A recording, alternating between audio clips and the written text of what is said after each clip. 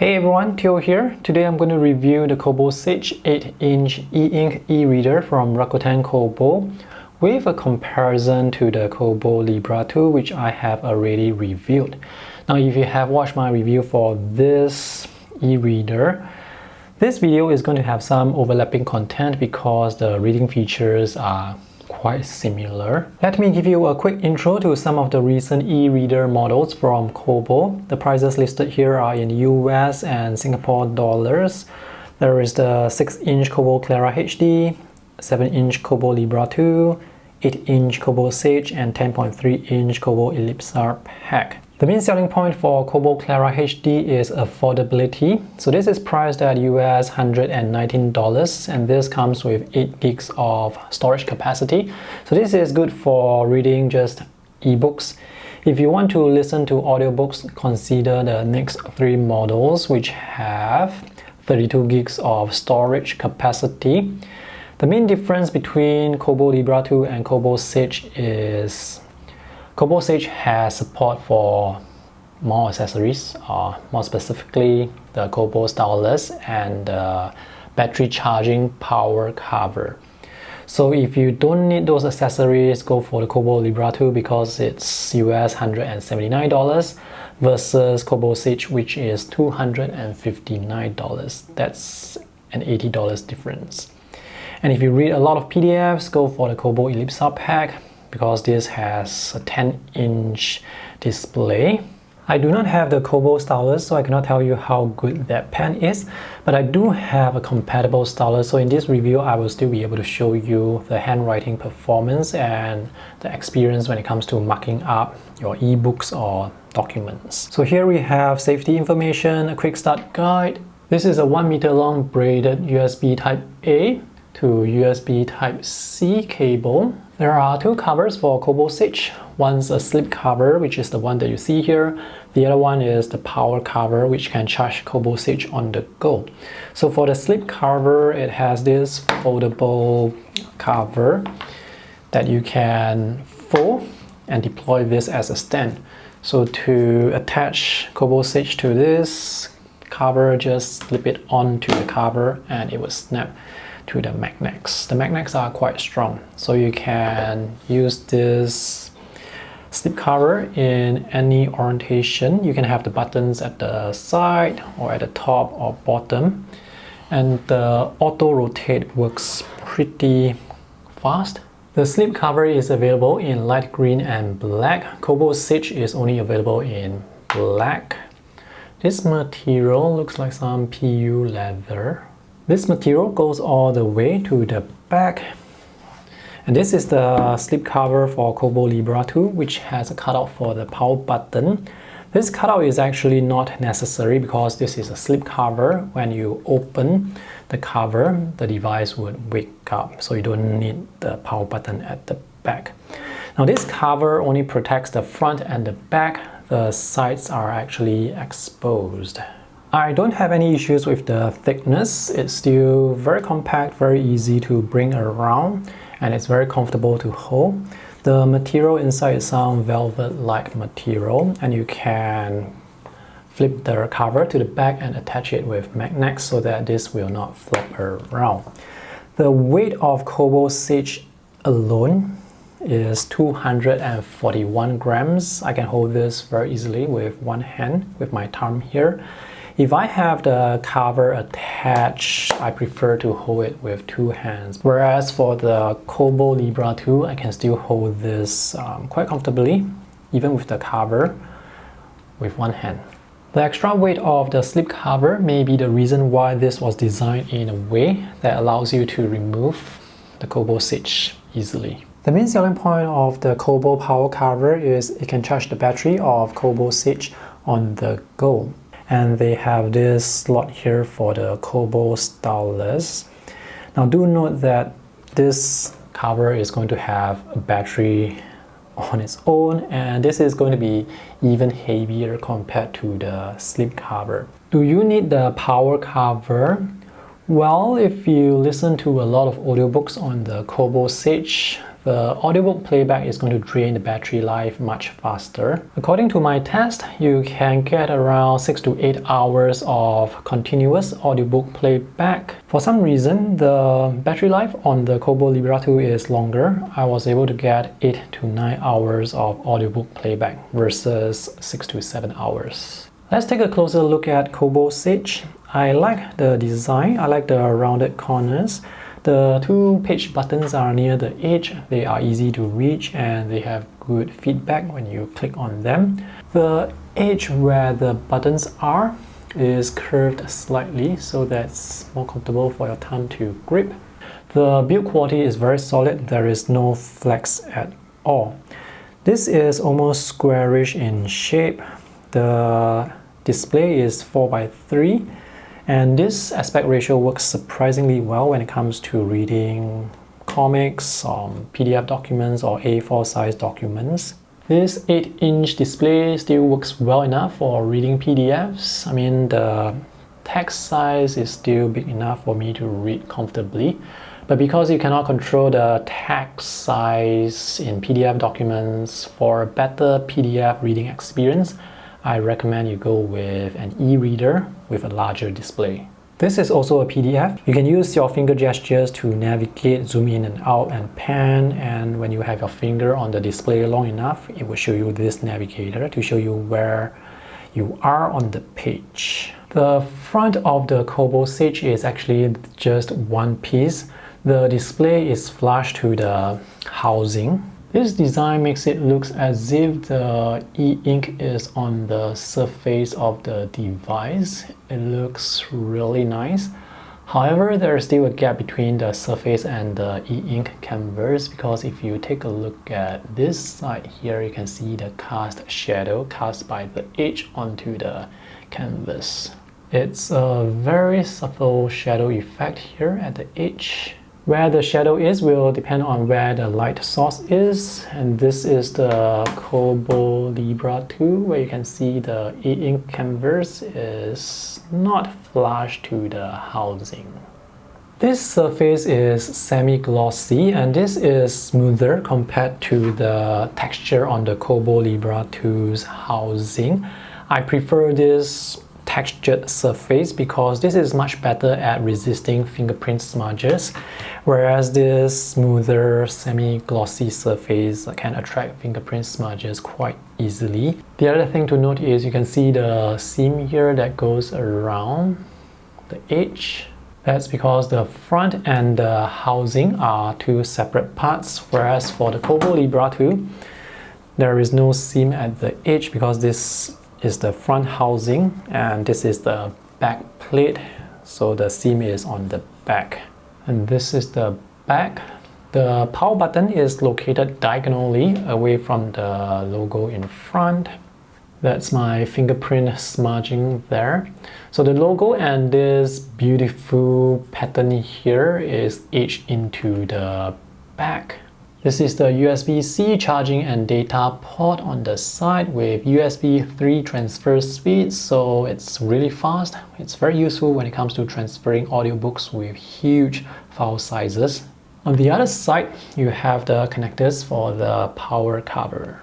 The resolution on this display is 1440 by 1920 at 300 ppi, which is to say the text is very sharp with no noticeable pixelation, and the contrast of the black against the e-ink canvas is very good.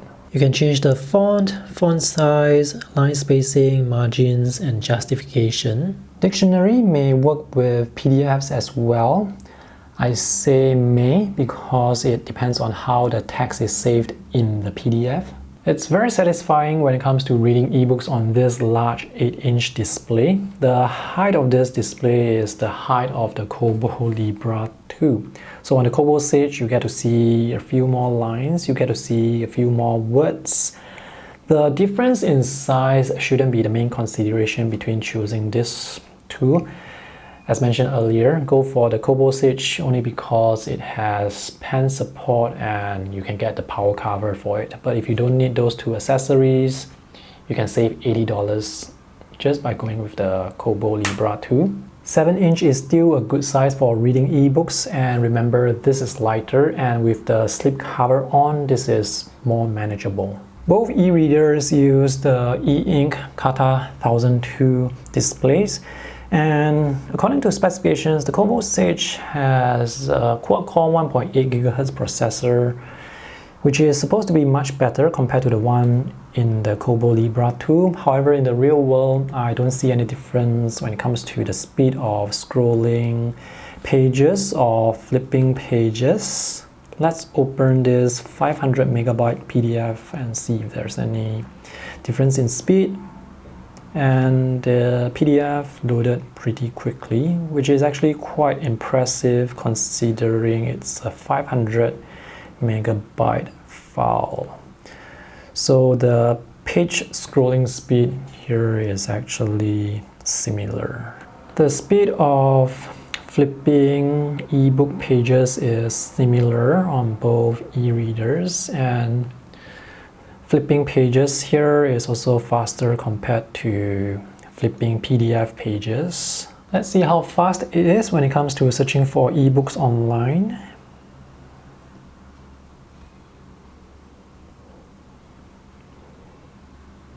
So the speed is pretty similar to me. So the better processor does not improve user experience in any way. You can flip the pages by tapping on the display, or you can use the two side buttons here. The main selling point of a Kobo e-reader to me is the OverDrive integration. OverDrive is a service that allows you to connect to selected libraries over the world. So in this case, I was able to connect to the library here in Singapore. So when I do a search for books, I can choose to search OverDrive or search the library that I'm connected to. And this will show the list of available books that I can borrow for free. Now, if the book that you want is not available here, you can always choose to buy the book from the Kobo store. If you choose to buy ebooks from the Kobo store, the pricing is quite reasonable and competitive to what you can find on the Amazon Kindle store.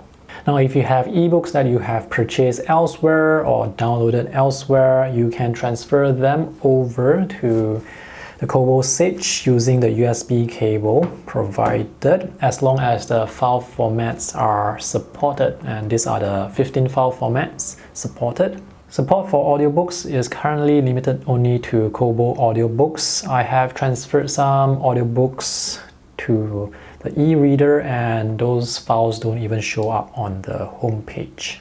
Let's look at what it's like to read in a room that is almost completely dark.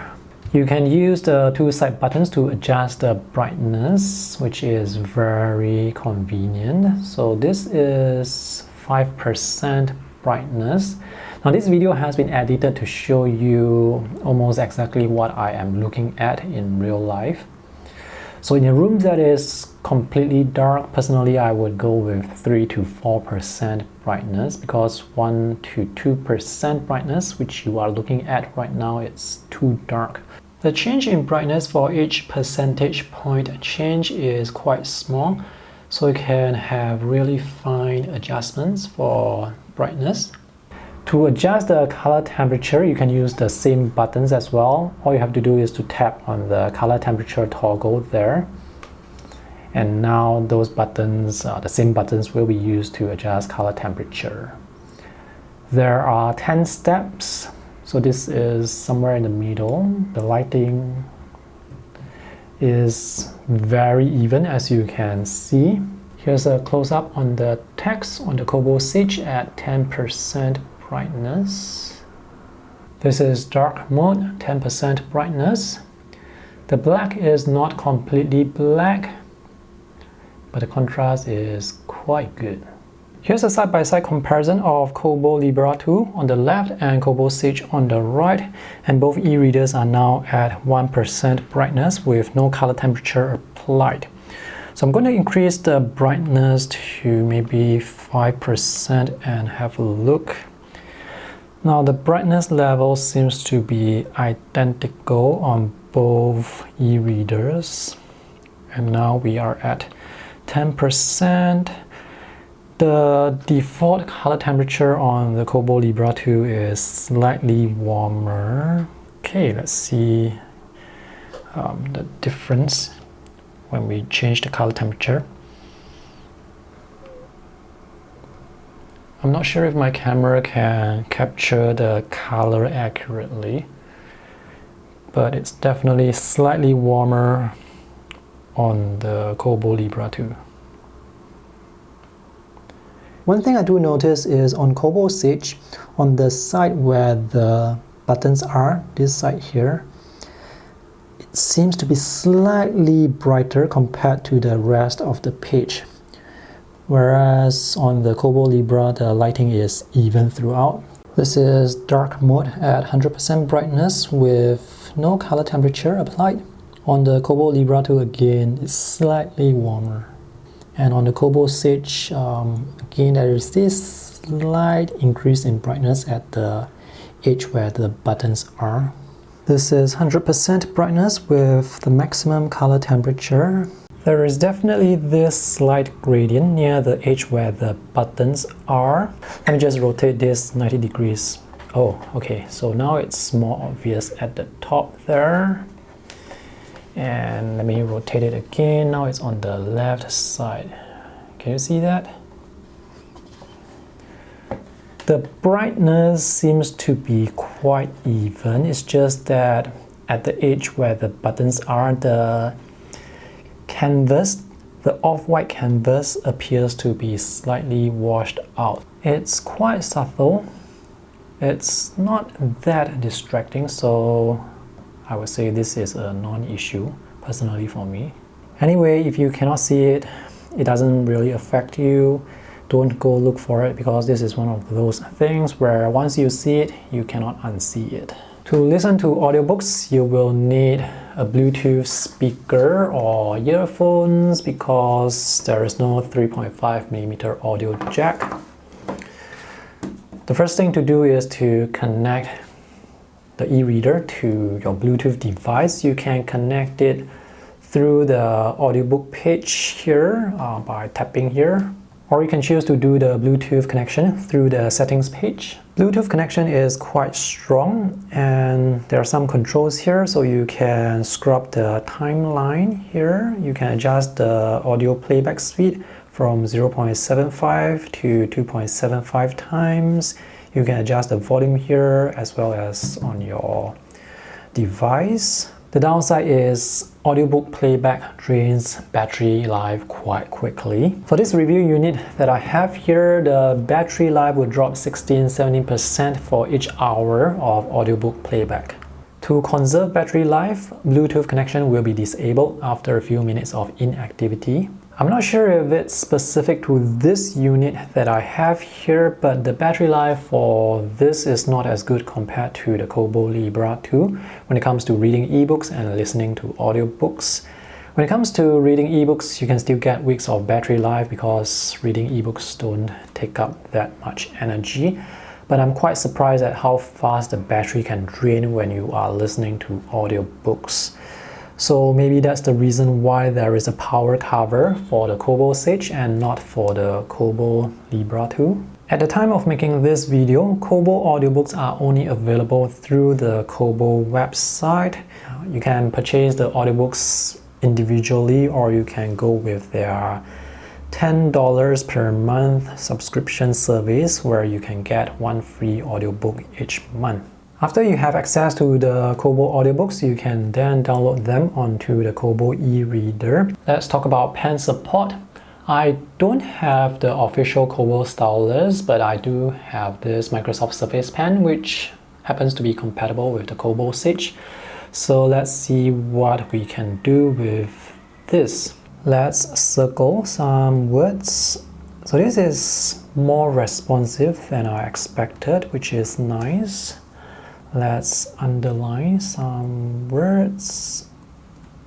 This is pretty good performance. So to erase, I have to press the side button first before I can erase. And when it's erasing, it would refresh the page to remove the ghosting lines. The Microsoft Surface Pen has only one side button here, which is used as an eraser. The eraser on the back does not work. This button here has no function. The Kobo stylus has two side buttons, but since I don't have the Kobo stylus, I can't tell you what those two buttons are for. The Kobo stylus is also powered by battery. It's this AAAA battery. If you want to buy the power cover for the Kobo Sage, then it makes more sense to buy the Kobo stylus because that power cover has that slot there designed for the Kobo stylus. I'm not sure if this would fit into that slot. Kobo Sage has this extra feature here called My Notebooks, which allows you to take notes. And here you can choose different pens. I'm going to go with ballpoint pen. You can choose pen size and the pen shade in different shades of gray. There is some latency when it comes to writing, but it's not a big issue. The writing performance is actually quite good in the sense that this is able to capture my handwriting style quite well, quite accurately. And let's erase all this. So you can erase quite fast. You can still see the ghosting line, so once you lift the pen, the page would refresh and you get a blank page again. Kobo Sage only accepts pen input for writing, which is to say it's going to have perfect palm rejection. So you can rest your palm on the display, you can use your finger to write or draw. You will not introduce any stray strokes. When you use your pen to draw or write, you will be able to write. Another thing to note is when it comes to erasing, it erases the stroke. It doesn't erase the small area that you are erasing. So for example, if I erase this small area here, it actually erases the whole stroke there. It doesn't support finger gestures though, so you cannot undo by tapping on the display. You can only use the eraser to erase or use the controls here to undo. After you're done writing, you can choose to export the page or the notebook to your computer via the cable, or you can transfer this to your Dropbox account. The Kobo Sage is a good e-reader. It looks good and it performs well. I really like the display, which is flush to the housing. It looks really nice. There is 32 gigs of storage, so this allows you to store more ebooks and huge audiobooks. Pen support is good, much better than I expected. Overall performance feels quite responsive for an e-reader.